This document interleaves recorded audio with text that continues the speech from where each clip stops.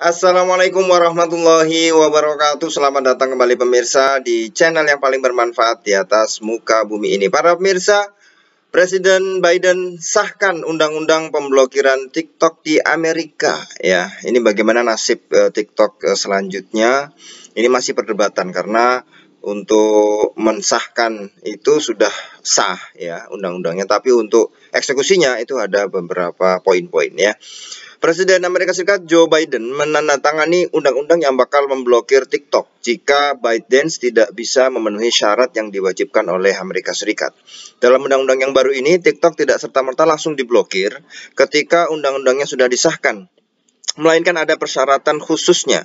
Jika TikTok gagal memenuhi syarat ini dalam jangka waktu yang telah ditetapkan, barulah akan diblokir sepenuhnya ya.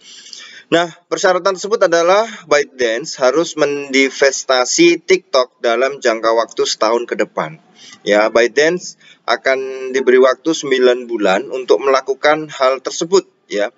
Namun Presiden bisa memperpanjang waktunya selama 3 bulan jika dirasa ada kemajuan dalam prosesnya ya. Dalam pernyataannya, juru bicara TikTok Alex Hourek menyebutkan mereka akan menggugat undang-undang tersebut di pengadilan yang akan menunda penerapan undang-undang tersebut. Demikian dikutip dari media online ya. Nah, jadi dari pihak TikTok akan menggugat undang-undang tersebut ya. Nah, ini waktunya setahun ya. Nah, ini apakah mau ya ByteDance akan mendivestasi TikTok ya. Nah, ini apakah ini urusan bisnis atau urusan bagaimana? Tapi dari pihak TikTok alasannya masuk akal, guys ya. Kalau kita lihat ya. Nah, apa? Bahwa ini adalah pemblokiran terhadap TikTok, pemblokiran untuk Anda dan suara Anda. Jadi CEO TikTok Shou Xiu juga kemudian menanggapi lewat videonya di TikTok. Dia mengatakan ini pemblokiran cara pemerintah Amerika Serikat untuk memblokir warga dan memblokir suara warganya ya. Jadi tidak boleh atau tidak lagi bebas untuk berpendapat, menyatakan pendapat. Ini menurut CEO TikTok ya. Nah, ini kalau kita lihat para pemirsa, apakah ini memang urusannya bisnis, persaingan bisnis, atau urusannya bahwa apa? Ya, seperti tadi bahwa masyarakat Amerika dibungkam karena memang yang lagi viral sekarang adalah aplikasi TikTok. Kita bisa bersuara di situ, kita bisa mengungkapkan pendapat, kita bisa ngomong, ya mengutarakan pendapat, mengkritik dan segala macam. Nah, apakah itu yang kemudian ditakuti oleh pemerintah Amerika Serikat ya? Juga ada bagaimana yang dinanti adalah ditunggu-tunggu adalah tanggapan dari pemerintah Cina ya terhadap undang-undang ini. Ya, kalau kita lihat ya bagaimana karena memang ini memang perusahaan Cina. Tapi pusatnya adalah di Amerika ya.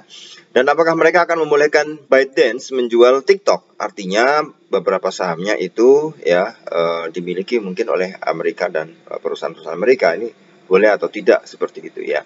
Dan yang paling penting bagaimana nasib algoritma unik ya dari TikTok yang bisa menjaga penggunanya untuk tetap memakai TikTok. Karena kalau mungkin dimiliki oleh yang lain, algoritmanya ini akan bocor dan akan bisa tidak semeriah lagi yang sekarang ya ini.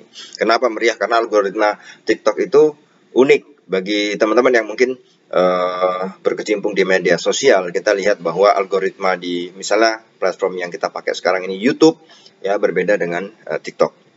TikTok awal muncul keluar dia maksimal videonya 1 menit.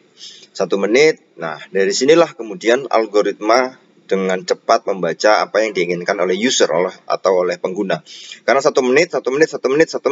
Jadi dalam sehari ketika orang buka TikTok itu berapa video yang muncul, ya kan? Itu algoritmanya tetap cepat untuk menyimpulkan bahwa interestnya si user ini, si pengguna ini apa. Dia senangnya buka apa, ya.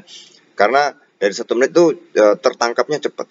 Nah, kalau kita di platform YouTube misalnya, walaupun sekarang ada shorts yang juga ketat 1 menit ya maksimal. Nah, itu dilihat juga. Tapi karena YouTube ini biasanya durasinya panjang ya, maka untuk membaca interest atau kesukaannya si pengguna itu agak lama. Jadi algoritmanya berbeda. Dan ini juga mungkin rahasia-rahasia daripada setiap aplikasi bisa berbeda-beda ya. Nah, kalau yang kemudian dikhawatirkan Amerika Serikat ya, TikTok itu data milik pengguna warga Amerika Serikat bisa diakses oleh pemerintah Cina. Ini yang kemudian dikhawatirkan. Ya memang TikTok itu dimiliki oleh perusahaan Cina, tapi markasnya di Singapura. Dan mereka sudah berkali-kali menyatakan tidak pernah menyimpan data pengguna Amerika Serikat di Cina, tapi di Singapura. Tapi itu kekhawatiran pemerintah Amerika Serikat. Ya.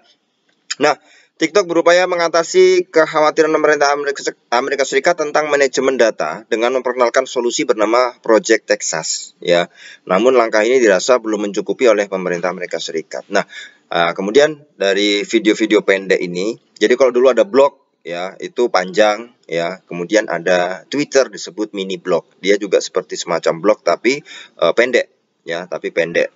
Nah ini ada video panjang YouTube, nah muncullah kemudian TikTok ini semacam Twitter ya, jadi videonya pendek. Nah kemudian YouTube mengeluarkan shorts ya pendek juga. Nah di sini tinggal bagaimana algoritma itu bisa membaca dengan cepat, yang lebih cepat yang mana tentang selera atau interest daripada para pemakai. Ya, ini memang masih perdebatan dan TikTok sendiri akan menggugat undang-undang ini. Jadi undang-undang ini kemarin disahkan oleh DPR-nya Amerika Serikat lah ya. Kemudian nunggu disahkan oleh presiden. Nah, ini sudah disahkan oleh Pak Biden. Maka kita lihat bagaimana perkembangan selanjutnya. Dan adakah efeknya itu ke pengguna atau ke TikTok di Indonesia? Kita lihat nanti ke depannya bagaimana. Terima kasih. Wassalamualaikum warahmatullahi wabarakatuh.